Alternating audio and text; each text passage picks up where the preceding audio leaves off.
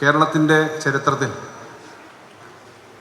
അപൂർവമായ പല പ്രത്യേകതകളുള്ള ഒരു കാലഘട്ടത്തിലൂടെയാണ് നമ്മൾ കടന്നു പോകുന്നത്.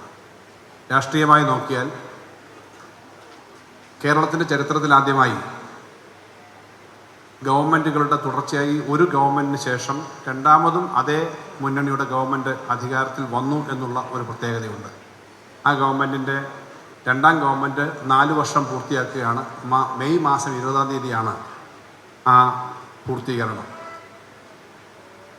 യഥാർത്ഥത്തിൽ കണക്ക് എടുക്കുമ്പോൾ 4 വർഷമല്ല, 5ഉം 4ഉം 9 വർഷമായി.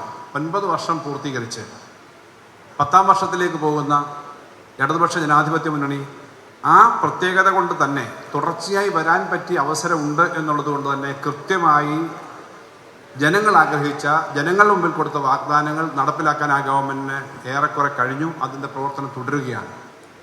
തുടർച്ച ഒരു പ്രധാനപ്പെട്ട കാര്യമാണ്.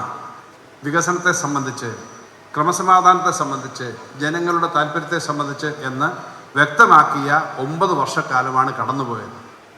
ആ ഗവൺമെൻറ് അങ്ങനൊരു നേട്ടങ്ങളുണ്ടായ 9 വർഷങ്ങൾ എന്ന നിലയിൽ ഏകപക്ഷീയമായി കാര്യങ്ങൾ ചർച്ച ചെയ്യുകയും തീരുമാനിക്കുകയും ചെയ്യുന്ന ഒരു ഗവൺമെൻറ് അല്ല. ബഹുമാനപ്പെട്ട മുഖ്യമന്ത്രിയുടെ നേതൃത്വത്തിൽ ഓരോ ഘട്ടത്തിലും എങ്ങനെയാണ് ഇക്കാര്യം ജനകീയമായി മുന്നോട്ട് കൊണ്ടുപോകേണ്ടത് എന്ന് പരിശോധിക്കാനും ചർച്ച ചെയ്യാനും തയ്യാറായിട്ടുണ്ട്. ആദ്യ ഗവൺമെൻറ് ഒരു മാനിഫെസ്റ്റോ തയ്യാറാക്കി. അതിനകത്ത് 600ഓളം പ്രധാനപ്പെട്ട കാര്യങ്ങളാണ് പറഞ്ഞത്. ആ 5 വർഷക്കാലം കൊണ്ട് ആ 600 കാര്യങ്ങൾ ഏതാണ്ടെല്ലാം പൂർണ്ണമായി നടപ്പിലാക്കാൻ കഴിഞ്ഞൊരു ഗവൺമെൻറ്റാണ് ഒന്നാം പിണറായി സർക്കാർ എന്നുള്ളതാണ്. അത് വീണ്ടും തുടർന്നും അധികാരത്തിൽ വരുന്നതിന് ജനങ്ങൾ നൽകിയ പിന്തുണയുടെ അടിസ്ഥാനം. ഓരോ വർഷവും പ്രവർത്തിച്ച് ആ പ്രവർത്തനത്തെ സംബന്ധിച്ച് ഞങ്ങൾ പറഞ്ഞ കാര്യങ്ങൾ ഇന്നതൊക്കെയാണ്, ഇത്ര കാര്യങ്ങൾ നേടി എന്നൊരു പ്രോഗ്രസ് റിപ്പോർട്ട് കൊടുക്കാൻ കഴിഞ്ഞു. അന്നത്തെ കാലത്തെ മന്ത്രിസഭാംഗങ്ങൾ അന്ന് നടത്തിയ പ്രവർത്തനങ്ങളുടെ വളരെ തിളക്കമുള്ള ഓർമ്മകൾ നമ്മുടെ മനസ്സിലുണ്ട്. ഇപ്പോൾ വീണ്ടും രണ്ടാമത് 5 വർഷത്തിന് ശേഷം വന്നപ്പോൾ 900ഓളമാണ് മാനിഫെസ്റ്റോയിൽ പറഞ്ഞ കാര്യങ്ങൾ. 900 പോയിന്റുകളാണ്. അതിൽ മഹാഭൂരിപക്ഷം കാര്യങ്ങളും പൂർത്തീകരിക്കാനായിട്ട് കഴിഞ്ഞു. ബാക്കി പൂർത്തീകരിക്കുന്ന ശ്രമത്തിലാണ്.